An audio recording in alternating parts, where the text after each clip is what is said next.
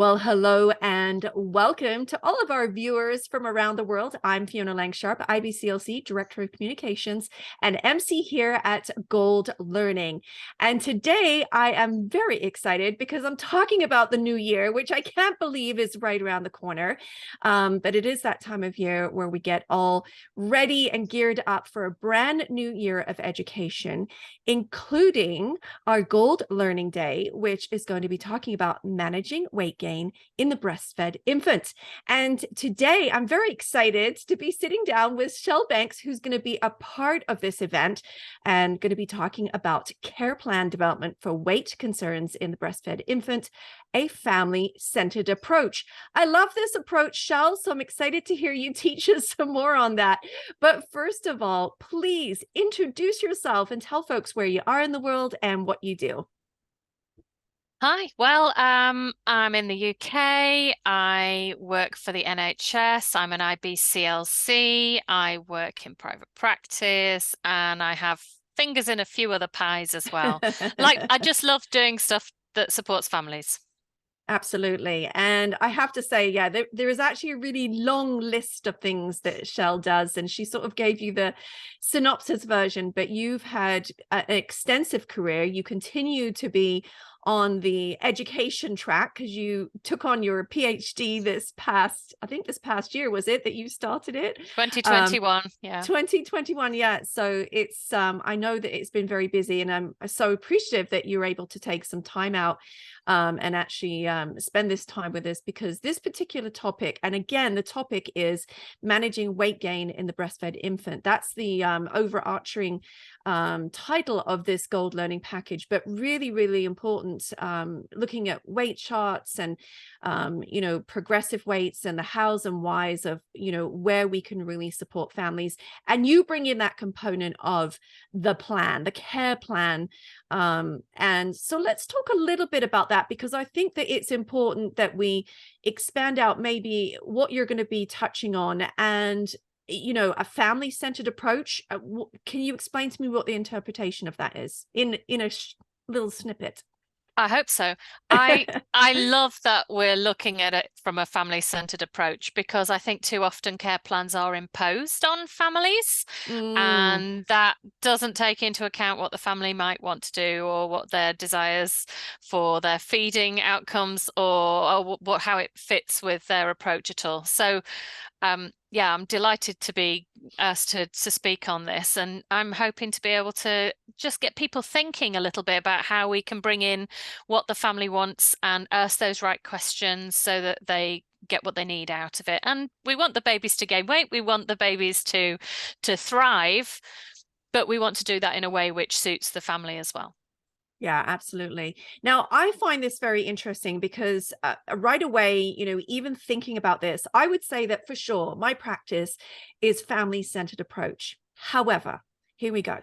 When there's a problem, do I want to control the environment? And the answer is yes. Do I want to make sure that things don't go wrong, that this family doesn't want to get in trouble? And the answer is yes. So I'm thinking to myself, how does this really translate? How does it translate when you've got the needs of the family? You really want to respect, learn, and understand that, but yet you've got almost, in some cases, and I know you're going to be showing them, some urgency, some protective, factors that need to be put into place. So I'm really keen, Shel, to hear you sort of iron this out for me, because I mean, it can make me feel quite nervous. We've seen those babies, we've walked into those families' environments. When is it that you really started to see that this could actually be in alignment with a care plan that looked at family-centered approach?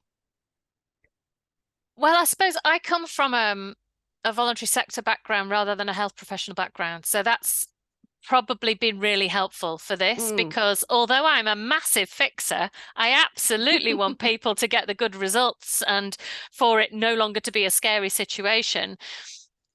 Actually, I mean, it's been helpful to me that I was involved in writing the NICE guidelines on this. So I had a deep dive into the evidence base, and I've been, I suppose, supported by families who, where I've given them a family-centered approach and actually really listened to what they want, where they've said, we don't want to give formula, they, there's a history of allergy in the family, or it's, against my religion to give formula, or whatever, wherever they're coming from.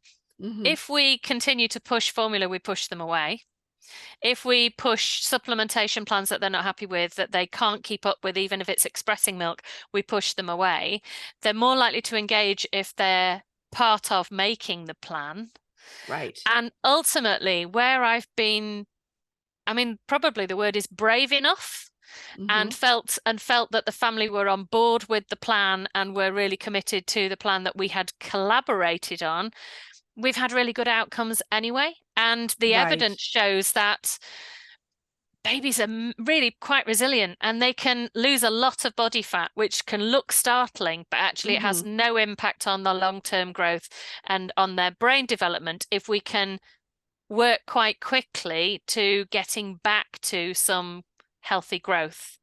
And so what we're going to be talking about during this presentation is kind of what people are scared about, what they think the causes are, and maybe turn that on the head a little bit and think about, again, going back to the family-centeredness and looking at how to deliver a care plan with the family, how to get to the point that you want to, even though sometimes it's quite scary and you kind of have to hold on while you're holding the family. And I certainly have, well, they'll be able to see some lovely outcomes with families that were happy to be supported in that way. Yeah, I guess the ideal situation is that we're constantly building trust with our families, I so think that that's they, crucial. yeah, and that they have a place to land, because as soon as you start maybe barking orders or instructing, or saying this is the plan and this is what you need to do, it doesn't communicate wisdom, it doesn't communicate skill really, because you're just barking orders. And that is the thing that I think that turns a lot of people off. And we're lucky if they find someone else, perhaps as a practitioner, that's willing to support them. But I want to be that person in that family's life. I really do. I want to be the person that can really build that trust quickly, because I think there's a bit of an urgency here, right? I am going to feel nervous. I know I have to put those emotions in check, but I want to be able to build that relationship with them for sure. So I'm glad that you're here. We've raised adolescents, we know what it's like. You can't give people orders. They no. fight against you. So it's working with them to reach a good conclusion for everybody. That's wonderful. Well, I'm truly looking forward to sort of diving deeper into this topic. I think it's always great that we're, sort of dissecting these things so that we can continue to build, these strong relationships with our families, so that we really can communicate, well, the things that we would like to see, but also respecting the things that the families need as well. So that's going to be awesome. So thank you so much. I mean, this time with you today goes by so quickly, but let me tell our folks here some of the things that are coming up and where they can get all this information. So, join us online. We're going to be live on January 17th all day. Check the time zones online at goldlearning.com. You also want to check your status as an alumni, as this event will be free to you if you have that alumni status.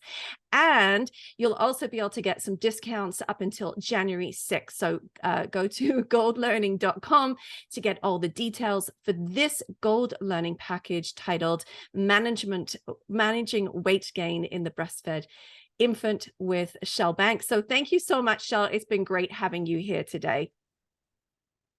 Thank you. And thank you to all of you listening in once again. We'll look forward to seeing you live online as we kick off this year at Gold Learning. Thank you again for joining us, and have a wonderful rest of your day. Bye-bye for now, everyone.